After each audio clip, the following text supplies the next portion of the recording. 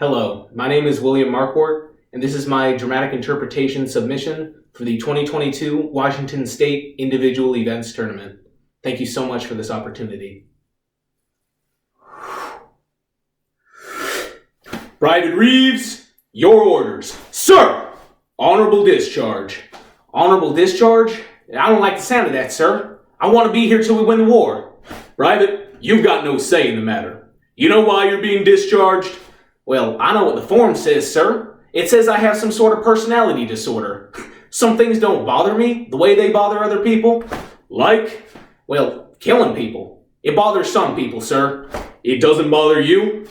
Well, sir, we came here to kill people. Soldier, we came here to build a nation.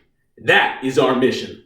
Well, I don't mean kill all the people, sir. Just the ones who hate freedom. Whoever's left when the killing stops, that's your nation. Son, I don't know why they're sending you home. Seems to me you're everything we want in a soldier. Now, it says here you sought help. Well, that was my mistake, wasn't it, sir? Maybe not. What's wrong with you? It may be something small, but all they're saying is it can't be fixed.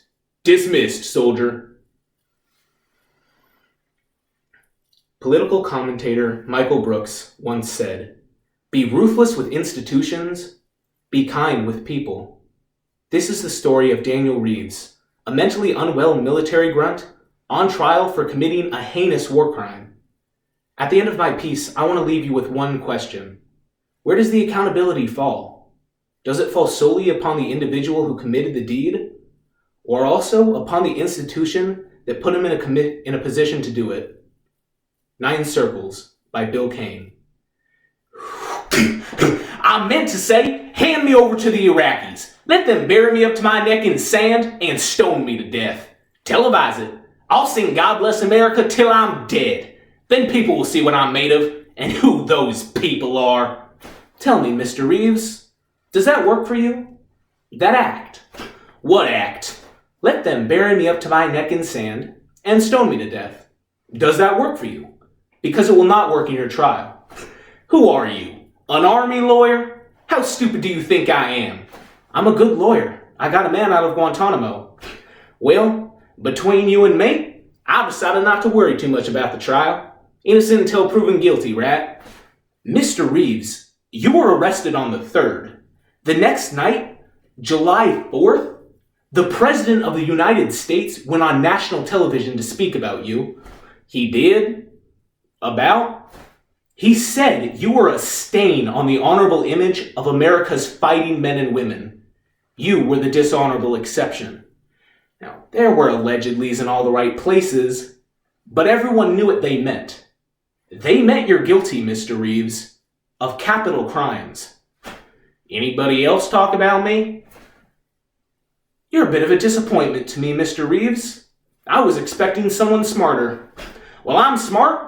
People always tell me how smart I am. Would you like to know what you are, Mr. Reeves? You are a Texas boy. Your father split early, so you grew up alone with your mother in the back of beyond Texas. Is that in my file? Just a guess. You did what you could for your mother. My guess is she relied on you as the man of the house.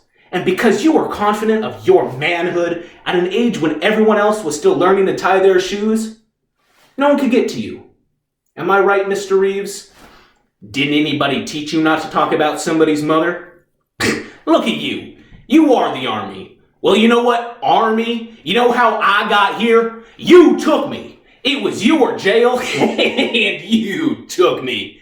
You want to know what the Army recruiter said to me? He said, "Son, this will be a new start for you."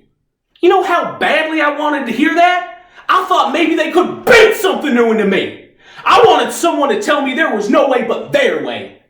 This is what the Army was supposed to keep me out of. I kept my end of the bargain.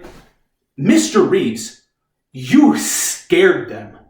Congress doesn't scare them. The Supreme Court doesn't scare them. The death of the young doesn't scare them. But you put the fear of God in them. You think a general is scared of a boy from Midland, Texas? If this had happened in Midland, Texas, they wouldn't have cared. But it didn't. It happened in the middle of their war, and you scared them. Mr. Reeves, You performed an act so unimaginably cruel that for a second, you made them feel the pain of the enemy. Now, they don't want this war to end, so they need to make you go away. And they usually get what they want. So take your pick, Mr. Reeves. Lethal injection or stoning? Would you have to say I did it? Yes, Mr. Reeves. That's why I'm here. All because I made the enemy feel pain? Mr. Reeves, anyone can do that. You made them feel the pain of the enemy. Now, that's not the end of a war. That is the end of war. It's unendurable. Did you feel it? There's a lot I don't feel. I got this disorder. It's fairly common. A lot of people have it. By my count, about 300 million. Before you entered the army, you went through several trials. Didn't you, Mr. Reeves? For petty crimes? But you've always pled guilty, so you've only ever seen half of a trial. When in a trial, a story is told twice. In the first version, you're guilty. In the second, you're innocent. Well, I'm guilty, sir. Doesn't matter, at least not to me. Sir, if I'm being tried for a crime I'm guilty of, shouldn't it especially matter to you? There's a jury to decide that. I have one job, and that job is to defend you. But I was there, sir. I know what I did. Mr. Reeves, if I wanted to know what you did, you would be the last person I would ask. Now, I will plead you guilty if you will provide me with one shred of evidence that you were involved in a crime. Where am I going to get anything like that? Where is anyone going to get anything like that? That's what I'd like to know. There is no spent cartridges, no blood samples, no dead body? Mr. Reeves, there is no case, at least not in the conventional sense, against you. I'm guilty, sir. Okay, there is one thing I think I can prove you guilty of. There was an incident with a dog. A dog? Mr. Reeves, you threw a dog off a roof. Forget the dog. A surprising number of people saw you do that. If you want to be guilty of something, I suspect I can prove you guilty of it. I said, forget the dog. Mr. Reeves, you want to be guilty? Start here. You did this. Why did you throw the dog off the roof? I thought it was funny. Funny? Funny? Killing a dog. Did other people find it? Other people freaked. Well, that's funny, right? Not to the dog. Well, killing the dog wasn't the funny part. What was? We were up to our necks in dead bodies, walking around in full body armor, carrying around automatic weapons, looking for people to kill. And everyone went nuts when I threw a dog off the roof. Oh, he killed the dog. There's something wrong with him. He killed the dog.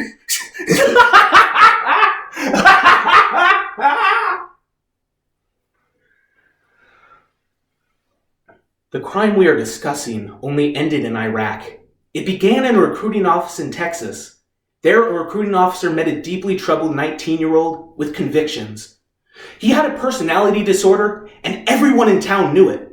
But, to meet his quota, this recruiting officer obtained for him a morals waiver, and soon this disturbed young man was strapped up with world-class weaponry to fight in a war so lacking in popular support that an army could not be assembled to fight it without candidates like him. Now, our government, from the president on down, is calling for the scapegoating of a young man, the lowest ranking individual involved in this admittedly horrifying event. But Daniel Reeves told anyone who would listen that he intended to kill, and to his everlasting credit, he sought help. He visited an army psychiatrist, asked for help, was given unrecorded medication, and was recycled to patrol the very next day with disastrous consequences. What were his superiors thinking? Who can judge this man? Anyone who stood in front of a recruiting office and said, no, you can't have them. This isn't what we do with our young. If that's who you are, judge. If not, don't. We haven't the right.